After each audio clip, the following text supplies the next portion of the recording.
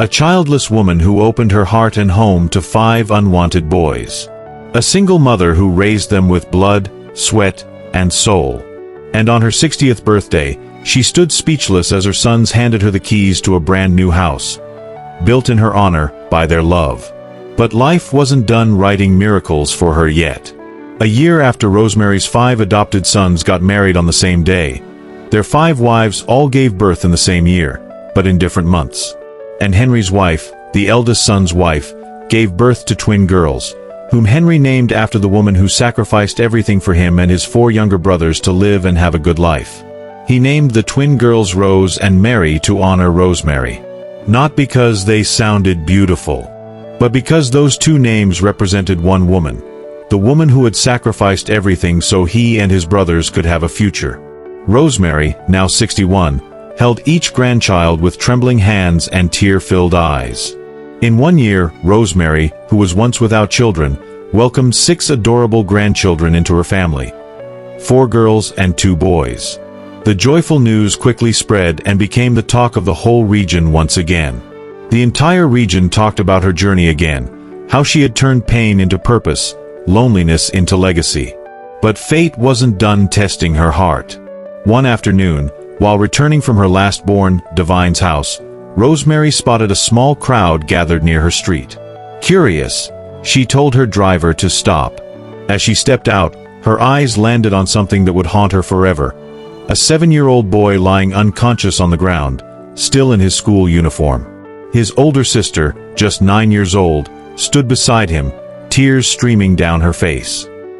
"He collapsed," the girl whispered. "He was crying because he was hungry." Rosemary didn't hesitate. She rushed the boy to the hospital herself. But it was too late. Despite every effort, the boy passed away in the hospital, alone, hungry, and forgotten. Rosemary broke down. She cried as if he were her own grandson, as if she had lost a piece of herself. That night, sleep eluded her. That night, Rosemary couldn't sleep. Her heart and mind were deeply troubled, and she cried all through the night because of the little boy's death. At 5 a.m., a thought came to her, a powerful idea to open a free restaurant on her street to feed underprivileged school children from Monday to Friday. So she decided to call her sons through a family WhatsApp group to share what had happened to the little boy, and to tell them about her plan to open a free restaurant on her street for underprivileged school children. Her sons were deeply moved and overjoyed by her decision. They promised to help, financially, logistically, emotionally. After that, they began planning the construction of the restaurant. A few months later, everything was ready, and the restaurant was officially opened. They named it Mummy's King's Free Restaurant. They hired chefs and workers to serve meals to the children. Every day after school, children from the neighborhood rushed there, full of laughter, energy, and for once, full stomachs. As a result, many of the children, especially those who used to skip school because of hunger, began going to school happily and regularly. One day, all the parents and guardians of the school children came together and bought special gifts to show their gratitude to Rosemary for all she had done for their children. Not long after, the restaurant went viral on social media. People everywhere were deeply moved by Rosemary's kindness. Many began sending support. Some sent money, others donated food items, and some even volunteered to pay the staff salaries. Several food factories also promised to supply the restaurant with food every month. Soon, the storeroom was filled with all kinds of food and cooking supplies. Then came Christmas. Her sons, their wives, and all 6 grandchildren returned home. Together, they decided to give back even more: food, clothes, gifts, handing them out with joy. As Rosemary served with a smile, her eyes caught something in the crowd that made her freeze. A man, struggling to reach the food. She wiped her eyes, blinked hard, and looked again. And then, time stood still. It was him. Matthew. The man who had left her 27 years ago. The father who walked away when she couldn't give him children. The man she hadn't seen since the day he vanished. Heart pounding, she took a step closer. Then another. And finally, she tapped him gently on the shoulder. He turned. And what she saw next made her scream. Rosemary screamed, but not from fear. From shock. From pain.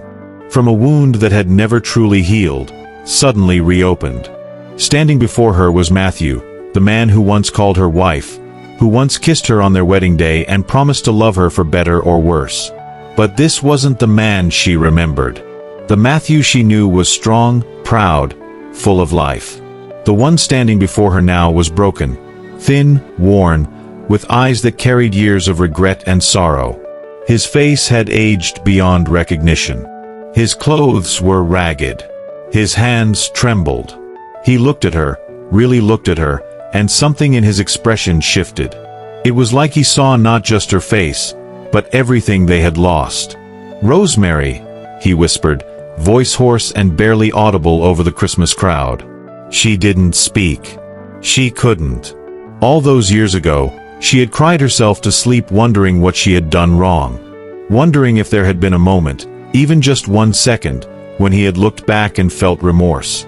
Now, here he was, standing in line for food. A man who once walked away from comfort, from love, from home. Without a word, Rosemary turned and walked away. Her sons noticed immediately. Henry caught up first. "Mama, what's wrong?" She shook her head. "Not now." They respected her silence, though concern filled their eyes. The rest of the day passed in a blur. Gifts were given. Laughter filled the air. Children danced. Her grandchildren clung to her legs, unaware of the storm raging inside her heart. That night, alone in her room, she sat by the window again. And for the first time in years, she allowed herself to remember. She remembered the warmth of his touch, the sound of his laughter, the pain of waking up to an empty house and a note that ended a marriage. And now, after 27 years, he had returned, not as a husband, not as a man of pride, but as a stranger in need. The next morning, Rosemary made a decision. She called Henry and Kenneth into her room and she explained everything to them. "I want to know where he's staying," she said. Her sons exchanged glances. "You sure?" Kenneth asked gently. She nodded. "I've spent my whole life wondering why he left. I deserve to hear it from him." Henry left immediately. By afternoon, he returned.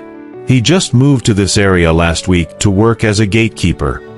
He's staying near the market. He lost everything, Henry said softly. Rosemary stood quietly for a long moment. Then she said, "Take me to him." Henry wanted to protest, but he didn't.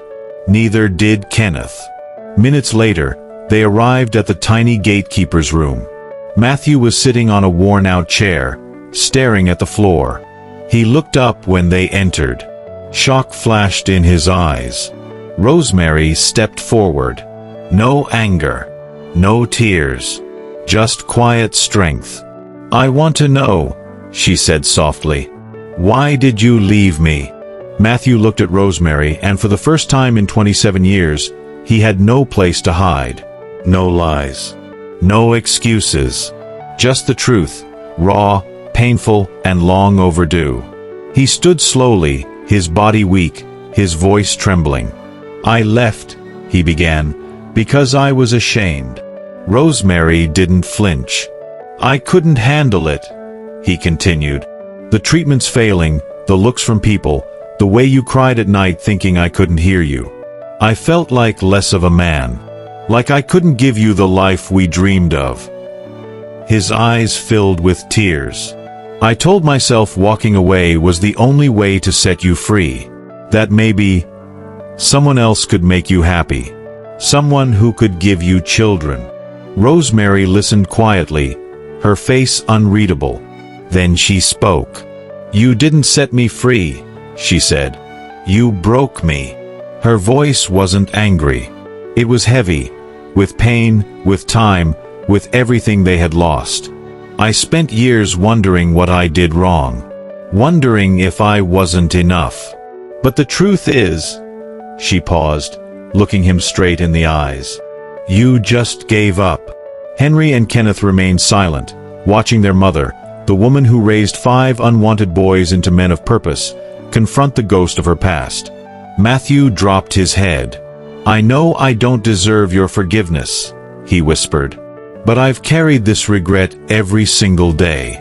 I watched you from afar sometimes, saw how you raised those boys, how you became more than a mother. You became a queen." Rosemary sighed deeply. "I forgave you a long time ago," she said softly. "Not because you deserved it, but because I needed to stop letting your choice define my life." She turned to her sons. "This man is not my husband anymore," she said. "But he's still human. And right now he needs help." Henry and Kenneth nodded.